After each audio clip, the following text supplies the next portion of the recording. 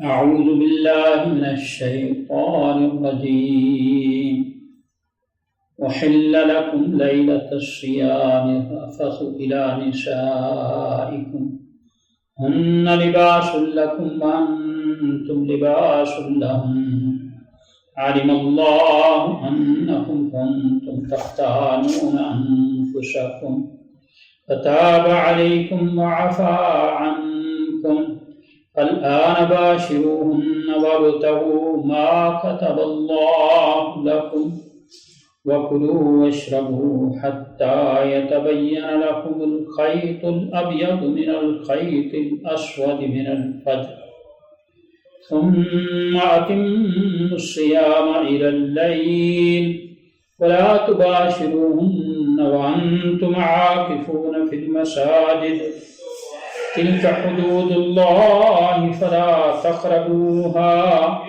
كذلك يبين الله آياته للناس لعلهم يتقون ولا تأكلوا أموالكم بينكم بالباطل وتدلوا بها إلى الحكام لتأكلوا فريقا من أموال الناس بالإثم وأنتم تعلمون.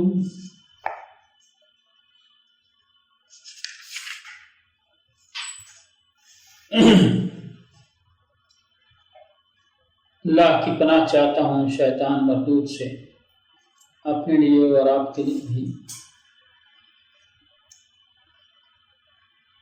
فرمان باری تعالی حل لکم لیلۃ الصیام الرفث الی نسائکم، حلال کر دیا گیا ہے تمہارے لیے روزوں کی راتوں میں الرفث الی نسائکم،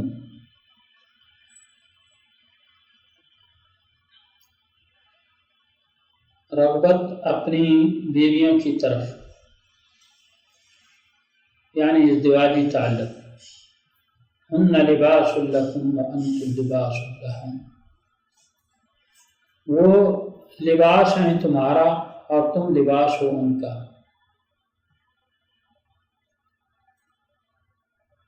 یہ قرآن حکیم اللہ کا کلام ہے، جوامع الکلم،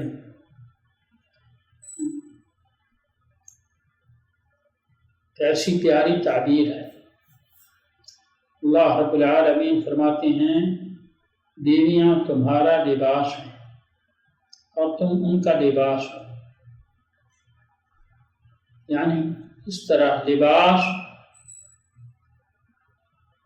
عیوب کو چھپاتا ہے، خامیوں کو، نقائص کو، اور وقار ہوتا ہے انسان کا لباس سے۔ یہ بہت بڑی اللہ کی نعمت ہے، بنی آدم کو اللہ تعالیٰ نے لباس کی نعمت سے نوازا۔ سورۃ الاعراف میں فرمایا یا بنی آدم قد انزلنا علیکم لباس یواری سوآتکم وریشا، اے بنی آدم اللہ کی نعمتوں کو یاد کرو، ان نعمتوں میں سے لباس کی نعمت ہے جو اللہ تعالیٰ نے صرف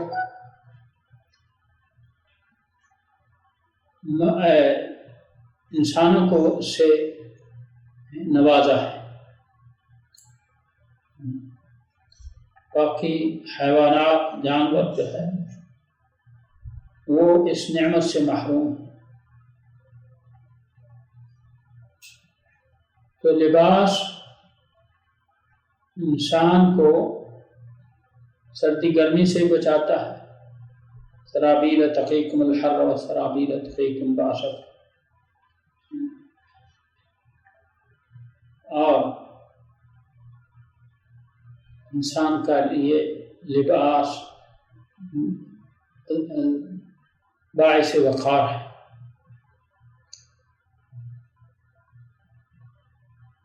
اور نقائص کو چھپاتا ہے، ان کو نشر نہیں ہونے دیتا۔ تو اس طرح ازدواجی زندگی میں میاں بیوی کو ہونا چاہیے کہ نقائص اور عیوب جو ہیں ایک دوسرے کے وہ چھپا کے رکھیں، راز ہیں ان کو نشر نہ کریں،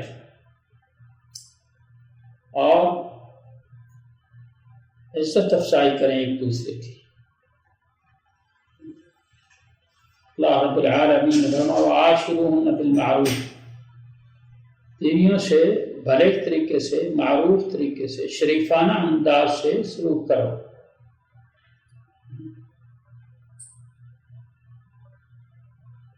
جبری انداز نہیں ہونا چاہیے۔ رسول اللہ صلی اللہ علیہ وسلم فرمایا کرتے تھے خیرکم خیرکم لأہلی وانا خیرکم لأہلی، تم میں سے بہترین وہ ہیں جو اپنے گھر والوں کے لیے بہتر ہیں، اپنی بیوی بچوں کے لیے بہتر ہیں۔ اور فرمایا کہ یہ بات کہنے کی نہیں ہے، تیری بیویاں ہیں اور ان کی شہادات موجود ہیں، گواہیاں موجود ہیں، میں اپنی بیویوں کے لیے بہتر ہوں، تم بھی اپنی بیویوں سے بہتر سلوک کرو۔ ام المومنین عائشہ صدیقہ رضی اللہ عنہا فرماتی ہیں کہ رسول اللہ صلی اللہ علیہ وسلم گھر میں ہوتے کان فی محنت اہلی، گھر کے کام کاج میں ہاتھ بٹاتے۔ اللہ موجودہ دور میں یہ چیز نادر ہو چکی ہے۔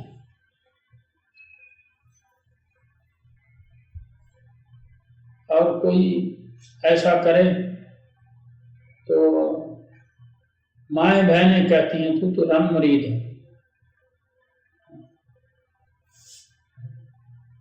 جبکہ رسول اللہ صلی اللہ علیہ وآلہ وسلم جو ساری امت کے لیے نمونہ ہے، وہ گھر کے کام گھر میں ہوتے تو گھر کے کاموں میں جو ہے کام کاج خود کر لینے میں کوئی عیب نہ سمجھتے۔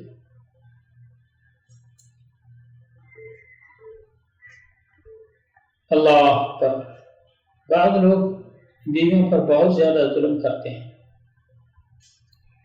سورۃ النساء میں اللہ رب العالمین نے، اور بھی سورۃ البقرہ میں بھی، سورۃ النساء بہت سی جگہوں پر اللہ تعالیٰ نے ان کو زندگی کا ساتھی قرار دیا ہے۔ تو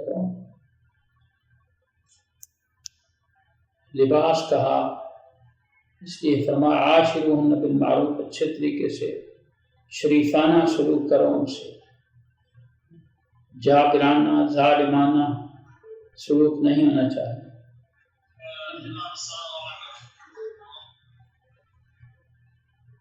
وہ بھی تو انسان ہیں، صرف خامد کے لیے ماں باپ کو چھوڑتی ہیں، بہن بھائیوں کو چھوڑتی ہیں خامد کے پیچھے، بلکہ ملک تک چھوڑ دیتی ہیں خامد کی خاطر۔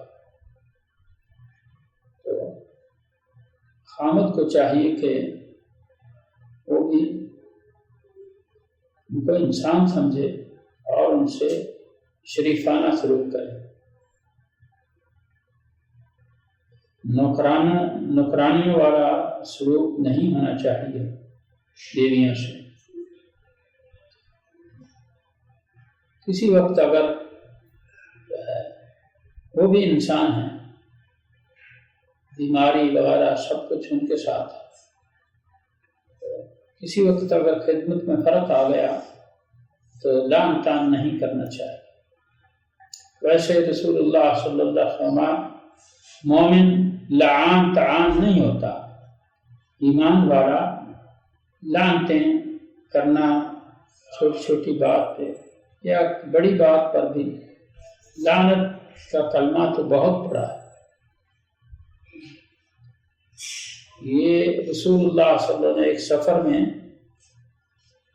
ایک آواز سنی تو رسول اللہ صلی اللہ علیہ وسلم چونک گئے کہ ہماری اسلامی قافلے میں یہ لعنت کا کلمہ کیوں سنا گیا؟ تو صحابہ نے بتایا جی وہ ایک خاتون جو اس اونٹنی پر سوار ہے، اس نے کچھ اونٹنی نے مستی کی، اس کو لعنت کیا، کسی انسان پر لعنت نہیں کی گئی، تو رسول اللہ صلی اللہ علیہ وسلم نے فرمایا اچھا اس پر سواری کر رہی ہے، اس پر سامان رکھا ہوا ہے، خود سوار ہے، اور اس کو لعنت کرتی، لا تصحبنا ملعونہ، یہ اونٹنی ہمارے قافلے میں نہ رہے جس پر لعنت پڑ گئی۔ کسی نے سفارش نہیں کی، جلدی جلدی صحابہ نے پکڑا اس کو، اس کی مہار پکڑی، اس کو بٹھایا اور اس کا سامان وغیرہ جو ہے بڑھیا کا اتارا، اور اس کو بھی اتارا اور اس کی نکیل کھولی، نکیل نکالی اور اس کو اٹھا دیا۔ صحابی کہتے ہیں مجھے منظر نہیں بھولتا، تو فوراً جنگل میں دوڑ گئی۔ تو یہ مومن کی شان کے مطابق لعنتی ابلیس ہے، اور ابلیسی کام کرنے والے، شیطانی کام کرنے والے لعنتی ہیں، لیکن پھر بھی اس کے باوجود غلط کام دیکھنے کے باوجود بھی معین ایک شخص کو مخصوص کو لعنت نہیں کرنی چاہیے، منع کیا۔ رسول اللہ صلی اللہ علیہ وسلم نے فرمایا کہ کلمہ گھومتا ہے، اگر وہ لعنت کا مستحق نہیں ہے تو وہ لعنت کرنے والے پر آتا ہے۔ تو یہ بہت بری عادت ہے خواتین میں اور مردوں میں بھی، خواتین میں اکثر پائی جاتی ہے، معمولی بات پر لعنت کرتی ہیں۔ تو یہ ایمان والوں کے شان کے لائق نہیں۔ اور اسی طرح تعمدنی ویل لکل ہمزۃ لمزہ، عیب جوئی کرنے والوں کے لیے سخت عذاب ہے۔ تو بیوی سے اگر کوئی کسی وقت کوئی کوتاہی ہو گئی ہے تو اس کو اچھے طریقے سے سمجھانا چاہیے، جس طرح ڈانٹ ڈپٹ خاتمہ کو ہوتی ہے، نوکروں کو ہوتی ہے۔ نوکروں سے بھی رسول اللہ صلی اللہ علیہ وسلم نے فرمایا کہ اچھا سلوک کرو، جیسا خود کھاتے ہو ویسا خود ان کو کھلاؤ، اور جیسا خود پہنتے ہو ویسا ان کو پہناؤ۔ زر خرید غلام ہوتے تھے۔ بیویاں جو ہیں یہ تو فرمایا کہ قربانی دیتی ہیں، ماں باپ کو چھوڑتی ہیں خامد کی خاطر، بہن بھائیوں کو چھوڑتی ہیں، ملک وطن بھی چھوڑ دیتی ہیں خامد کی خاطر۔ تو خامد کو بھی ایک دوسرے کا وقار ہے، عزت ہے، عزت کی جائے تو عزت انسان توقع رکھتا ہے، انسان عزت کی، دوسرے کی بے عزتی کی جائے اور پھر اس سے توقع رکھی جائے عزت کی، یہ تو منافقوں کا کام ہے۔ مومنین ایسے نہیں ہوتے۔ شطر لباس کہا بیویوں کو اور مردوں کو ان کا لباس کہا۔ نکاح کے شرائط میں سے یہ ہے محسنین غیر مسافحین، نکاح ہو تو عزتوں کی، عصمتوں کی حفاظت کے لیے، وقتی ضرورت پوری کرنے کے لیے نہ ہو، عصمت اور عزت کے تحفظ کے لیے، اپنی بھی اور ان کا بھی عزت و وقار ہے اس کی حفاظت کرنا۔ احسان کا یہ معنی بتایا قرآن پاک نے، شادی اس لیے کرو کہ عزت وقار برقرار رہے اور عصمتوں کی کا تحفظ ہو۔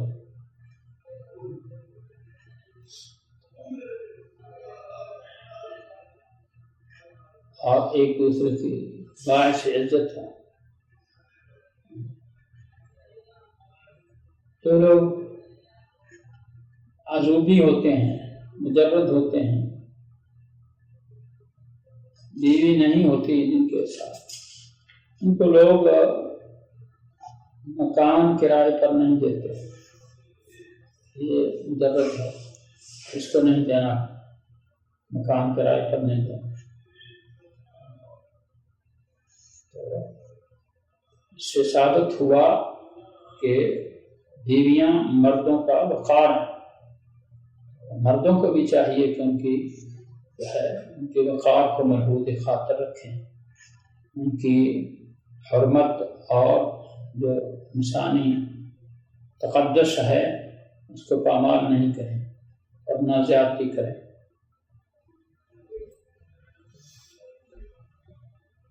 کل اللہ کی عدالت لگنے والی ہے، قیامت کا دن کو اللہ نے کل کہا ہے، ذرہ ذرہ کا حساب ہونا ہے۔ من يعمل مثقال ذرة خيرا يره ومن يعمل مثقال ذرة شرا يره۔ اگر دنیا میں انسان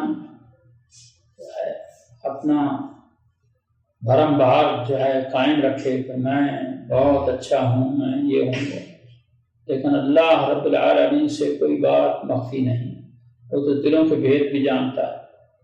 اس لیے اللہ رب العالمین کی عدالت میں ذرے ذرے کا حساب ہونا۔ انسان کے ہاتھ پاؤں نے خود انسان کے ہاتھ پاؤں نے گواہیاں دینی، اس لیے اللہ کی حساب اور اللہ کی عدالت کو یاد رکھتے ہوئے اچھا سلوک کرنا چاہیے بیویوں سے۔ رسول اللہ صلی اللہ علیہ وسلم نے فرمایا کہ بیویوں کا حق خطبۃ الوداع میں، حجۃ الوداع کے خطبہ میں بھی رسول اللہ صلی اللہ علیہ وسلم نے تاکید فرمائی، استوصوا بالنساء خیرا، بیویوں کے ساتھ بہتر سلوک کرو، اچھا سلوک کرنا، وہ تمہارے پاس قید ہو جاتی ہیں، خامد کے پاس ماں باپ کو، بہن بھائیوں کو، سب کو چھوڑ کر قیدی بن جاتی ہیں زندگی بھر کے لیے، ان سے اچھا سلوک کرنا۔ اور طلاق کو سب سے جو ہے حلال کاموں میں سے اللہ کے ہاں ناپسندیدہ قرار دیا گیا۔ اللہ نے جو کام حلال کیے ہیں، جائز کیے ہیں ضرورت کے تحت، ان میں سے سب سے ناپسندیدہ طلاق اللہ کو ناپسند ہے، اور شیطان بڑا خوش ہوتا ہے میاں بیوی کے درمیان جدائی کرا کے۔ سنی سنائی باتوں پر، بہنوں کی باتوں میں سن کے بعض لوگ جو ہے وہ بغیر تحقیق کیے بغیر جو ہے طلاق کے فائد کر دیتے ہیں۔ ایسا نہیں کرنا چاہیے۔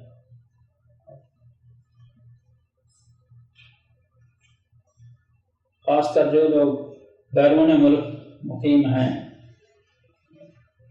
مزدوری کرتے ہیں، تو وہ بیویاں گھروں میں بیٹھی ہیں قیدی بن کے،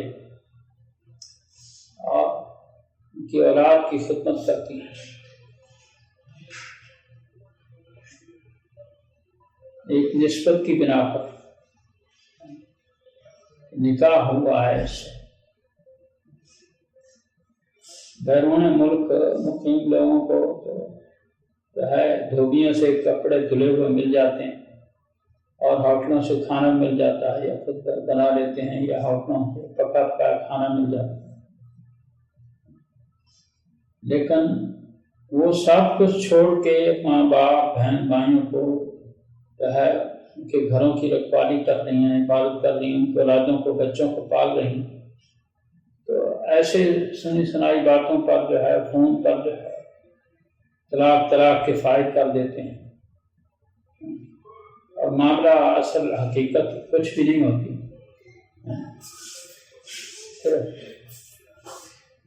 حسد، باہمی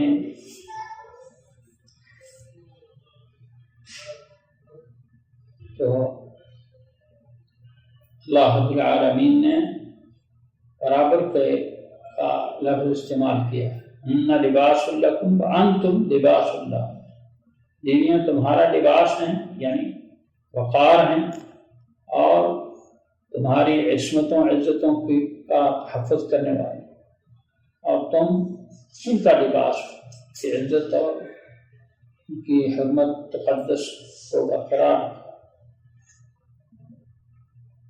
ظالمانہ سلوک نہیں کرو۔ عالم اللہ انکم کنتم تختارون انفسکم تاب علیکم وعفی عنکم، اللہ کو معلوم ہے کہ تم اپنے نفسوں کی خیانت کرتے تھے، یعنی روزے کی حالت میں بعض صحابہ سے یہ غلطی ہو گئی، بیوی سے صحبت کر بیٹھے۔ پہلے ابتدا میں روزہ بہت لمبا تھا، یعنی افطاری کرنے کے بعد جو ہی انسان سو گیا پھر روزہ دوسرا شروع ہو جاتا، جس کو کہتے ہیں افطارا روزہ، 24 گھنٹے کا روزہ ہوتا ہے، بس تھوڑی سی افطاری اور سحری جو ہے تھوڑا ٹائم ہوتا تھا۔ تو اللہ رب العالمین نے اس طرح فرمایا کہ اللہ رب العالمین تم کو مشقت میں نہیں ڈالنا چاہتا، عبادات کے ذریعہ، اس لیے جو ممکن رخصت تھی اللہ تعالیٰ نے کر دی اور سہولت اور نرمی کر دی اس امت کے لیے، یہ اللہ کے انعامات ہیں۔ فالآن باشرون وابتغوا ما كتب اللہ لکم، جو ہے اب تمہیں اجازت ہے راتوں کو جو ہے ازدواجی تعلق جو ہے بیویوں سے قائم رکھو، اور جو اللہ نے تمہارے لیے اولاد مقدر کی ہے، لکھی ہے، یعنی تمہاری قسمت میں، وہ تلاش کرو۔ وکلوا واشربوا، اور اسی طرح راتوں کو کا روزہ نہیں، کہ کھانا پینا بھی جائز ہے رات، حتیٰ تبین لکم الخیط الابیض من الخیط الاسود من الفجر،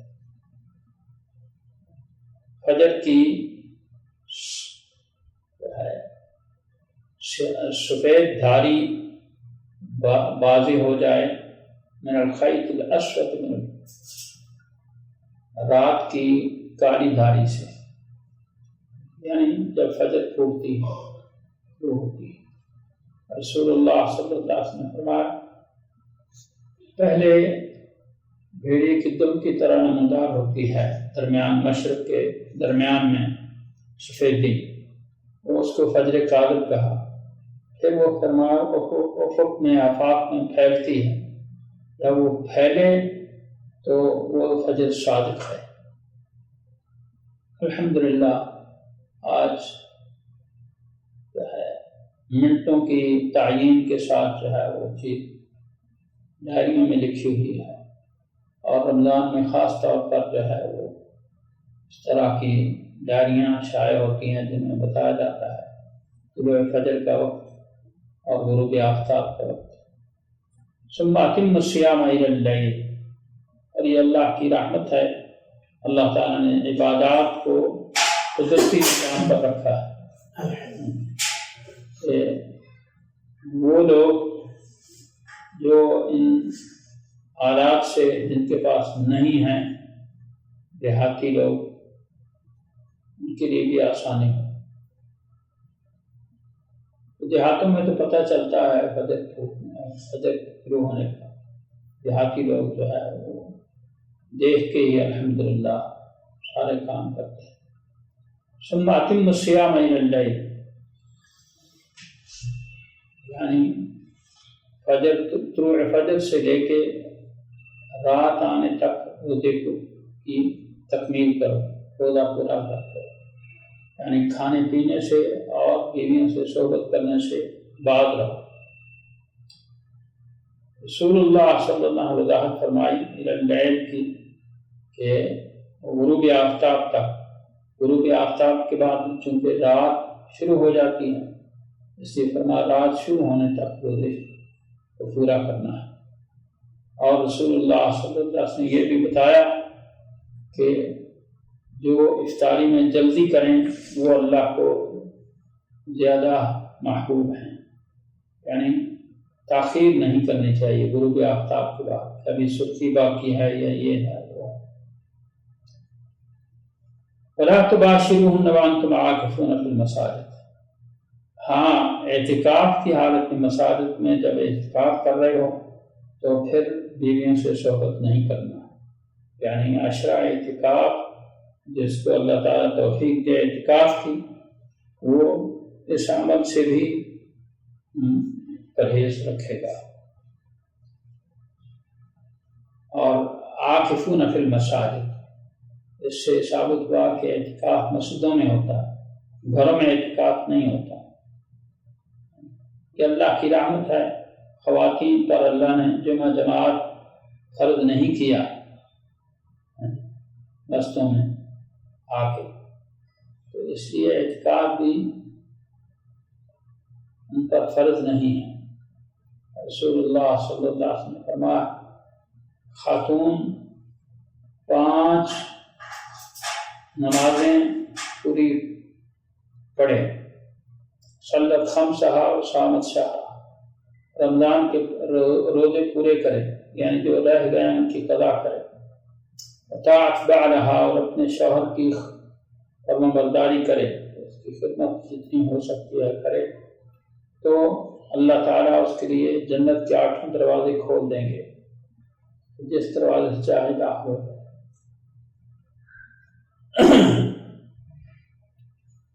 تو جو خواتین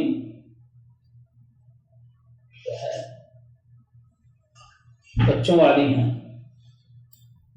ان پر اعتکاف نہیں، ہاں بوڑھی خواتین ان پر یہ ذمہ داریاں نہیں رہیں، وہ کر سکتی ہیں، لیکن مسجدوں میں اعتکاف ہو، یعنی مسجدوں میں جگہ ہونی چاہیے خواتین کے لیے۔ یہ بھی ظلم ہے کہ بر صغیر میں اکثریت احناف کی ہے، احناف کی مسجدوں میں خواتین کے لیے جگہ ہی نہیں،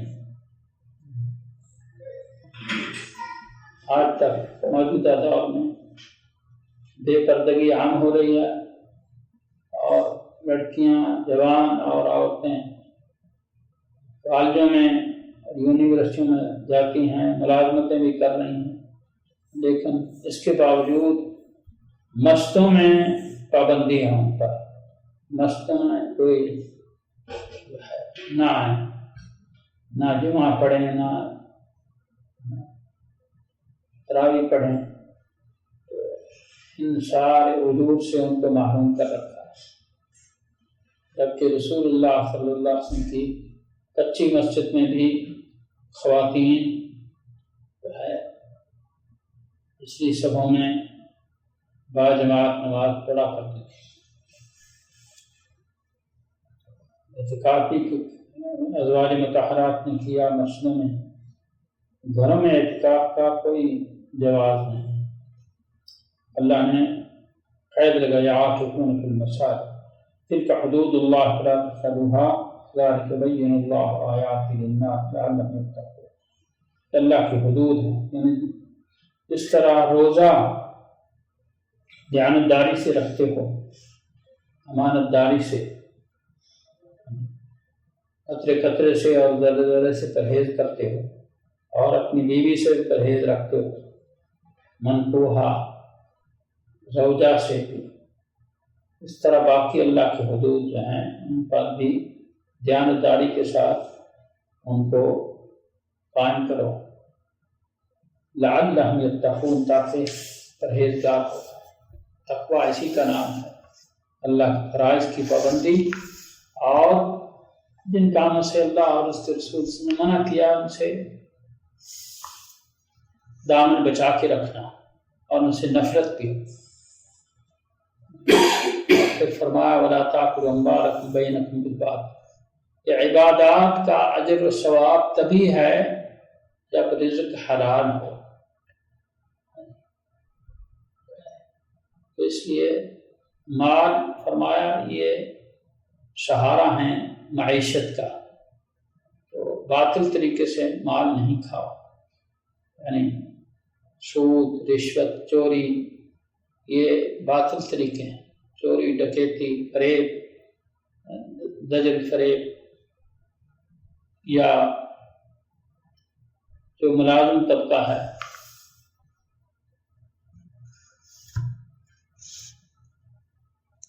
اس میں ڈیوٹی کے اوقات میں کوتاہی کرنا، لیٹ آنا یا وقت سے پہلے چلے جانا، یہ سب باطل طریقے ہیں مار کھانے کے۔ تو ان سے ایسے طریقوں جب انسان یہ چیزیں کمائی اس کی رزق حلال نہیں ہو، کمائی کا کھائے گا تو عبادات اللہ کے ہاں قابل قبول نہیں۔ سلف صالحین کی خواتین صبح جب لوگ کام کے لیے نکلتے، بیوی اپنے شوہر کا دامن پکڑ کے، بہن بھائی کا، اور ماں بیٹوں کا دامن پکڑ کے وہ اللہ کے حفظ و امان میں دیتی، نستودع اللہ دینک واتیم عملک، اور ساتھ تاکید کرنی کہ حلال کا رزق مل جائے تو لے آنا، ورنہ خالی ہاتھ آ جانا۔ فإنا نصبر علی الجوع ولا نصبر علی النار، ایک دو دن کی بھوک برداشت ہو سکتی ہے، کام کر لیں گے، لیکن اگر تم حرام کما کے لاؤ گے تو حرام سے جو گوشت پڑتا ہے، رسول اللہ فرمایا وہ جہنم کا ایندھن ہے۔ تو کہتی ہیں کہ آگ برداشت نہیں ہے، حرام نہیں لانا۔ اللہ پر آج لوگ بیگمات کی فرمائشیں پوری کرنے کے لیے بہت سی ناجائز ذرائع استعمال کرتے ہیں۔ باطل طریقوں میں یہ بھی ہے کہ مزدوری اپنے جو جتنے دن کی جو مزدوری ہے اس میں چوری کرے، مالک اگر نہیں دیکھ رہا ہے تو کام نہ کرے، یا سگریٹیں پیتے ہی وقت گزارتے، یہ بھی باطل طریقہ ہے۔ لیکن رسول اللہ صلی اللہ علیہ وسلم نے یہ بھی فرمایا کہ مزدور کی مزدوری اس کا پسینہ خشک ہونے سے پہلے ادا کرے۔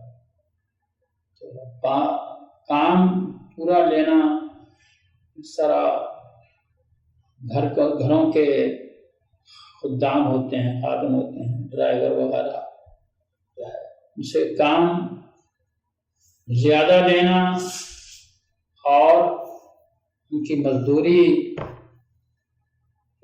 اس میں ٹالتے رہنا، یہ بھی سارے باطل طریقے ہیں۔ اللہ رب العالمین نے ذرہ ذرہ کا حساب لینا ہے، اس لیے ہر شخص کو چاہیے کہ اپنا حساب سب کے ساتھ صحیح رکھے، نوکروں کے ساتھ بھی، مزدوروں کے ساتھ بھی، اور جہاں ملازمت کر رہا ہے اور ملازمت کا وقت پورا دے، اس میں بھی خیانت نہیں ہونی چاہیے۔ اور باطل طریقوں سے مال کھانے کا ایک ذریعہ ہے کہ جو جھوٹے مقدمے کر دیتے ہیں اور دعوے کر دیتے ہیں، تدلوا بها الى الحكام لتاكلوا بكم، کہ چلو کچھ رشوتیں دے دیتے ہیں اور کچھ نہ کچھ مل جائے گا، تو چلو جتنا ملا اتنا ہی صحیح۔ ایسا بھی نہ کرو کہ رسول اللہ صلی اللہ علیہ وسلم نے فرمایا کہ ہو سکتا ہے کوئی شخص زبان کا تیز ترار ہو اور بیان بازی کے ساتھ مجھ سے فیصلہ کروا لے اپنے حق میں، کیونکہ رسول اللہ صلی اللہ علیہ وسلم فرمایا فیصلہ کرنے والا دونوں کے بیان سنے اور پھر فیصلہ دے۔ لیکن بس اوقات ایسا بھی ہوتا ہے کہ جس آدمی کا حق نہیں ہے وہ تیز ترار ہوتا ہے، زبان دراز ہوتا ہے، وہ اپنی تیزی تراری کے ساتھ اپنے آپ کو صحیح ثابت کر دیتا ہے، اور جو حق پر ہوتا ہے وہ اتنی باتیں نہیں کرتا۔ تو ایسی صورت میں اگر بیان سے متاثر ہو کر کے کوئی غلط فیصلہ کروا لیتا ہے، رسول اللہ صلی اللہ علیہ وسلم مجھ سے بھی اگر کوئی غلط فیصلہ کروا لے جائے تو وہ جہنم کی آگ ہی لے جا رہا ہے۔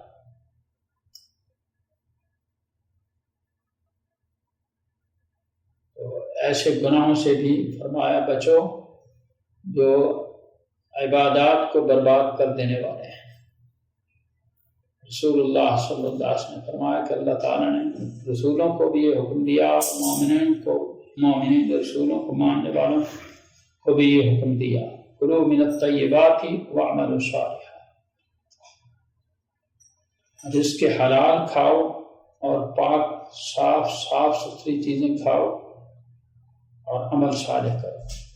یعنی عمل صالح عبادات تب مقبول ہیں جب انسان کا رزق حلال ہو، یعنی حلال کا مطلب ہے کہ اس کو حاصل کرنے کا ذریعہ جو ہے وہ بھی حلال ہو، اور فی نفسہ ہی وہ حلال ہو، حرام سے بچو۔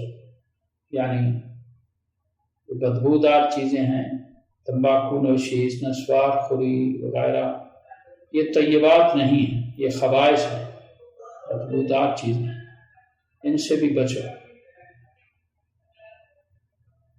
صلاۃ سے پہلے مسواک کی تاکید ہے، کس لیے؟ کہ جس منہ سے اللہ کا ذکر کیا جائے، اللہ کی بات کی جائے، وہ صاف ستھرا ہو۔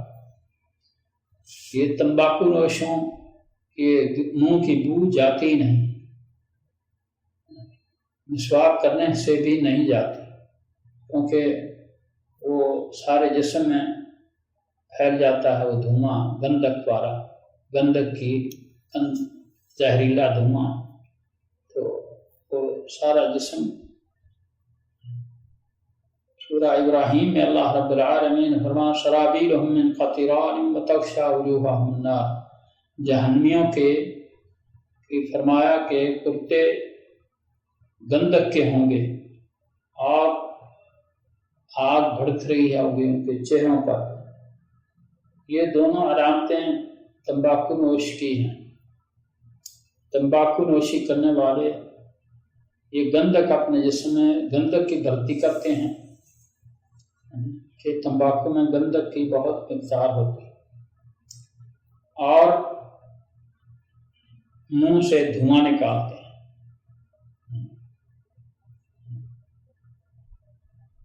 یہ دونوں علامتیں جہنمی کی ہیں، اس لیے رزق حلال اور طیب، بلکہ بیشتر مقامات پر اللہ نے حلال کے ساتھ طیب کی قید لگائی کہ حلال ہونے کے ساتھ ساتھ طیب بھی ہونا چاہیے۔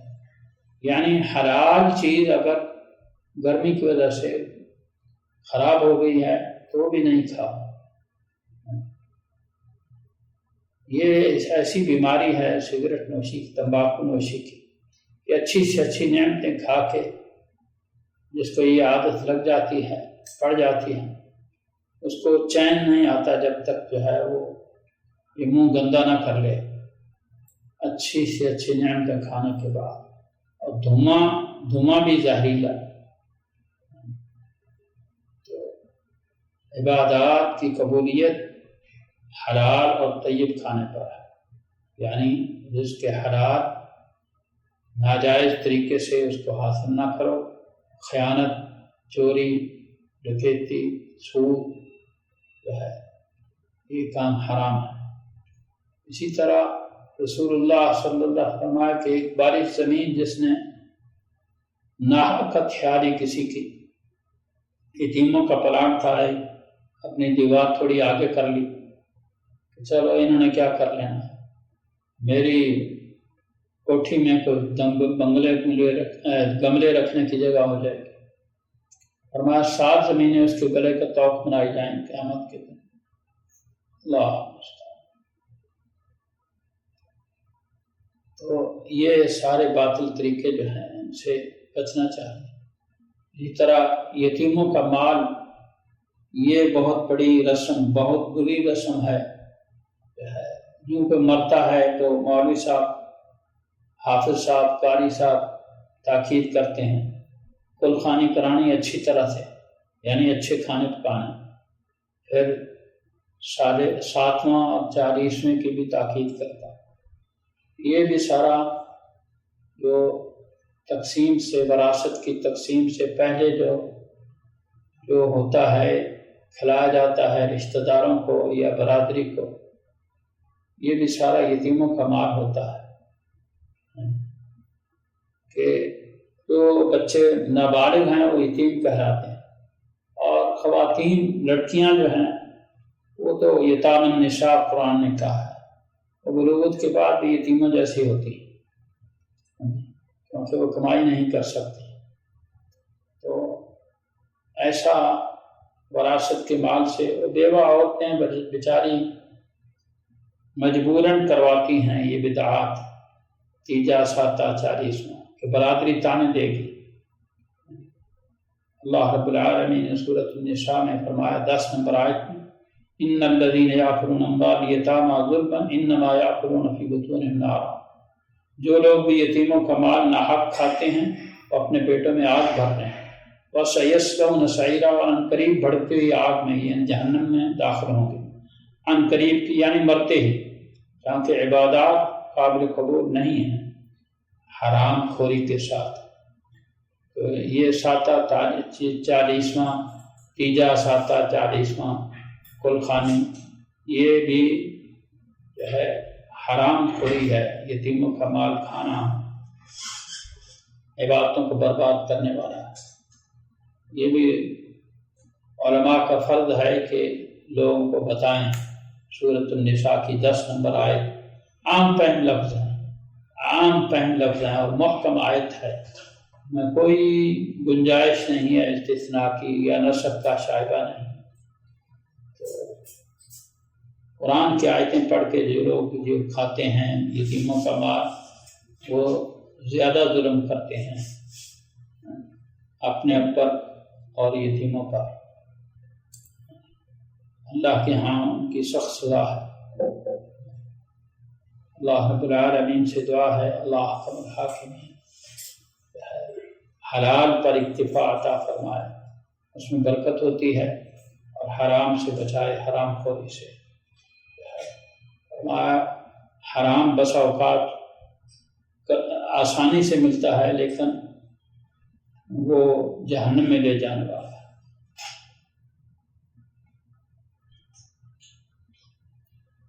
اللہم اکفنا بحلالک عن حرامک واغننا بفضلک عمن سواک. اللہم آمین.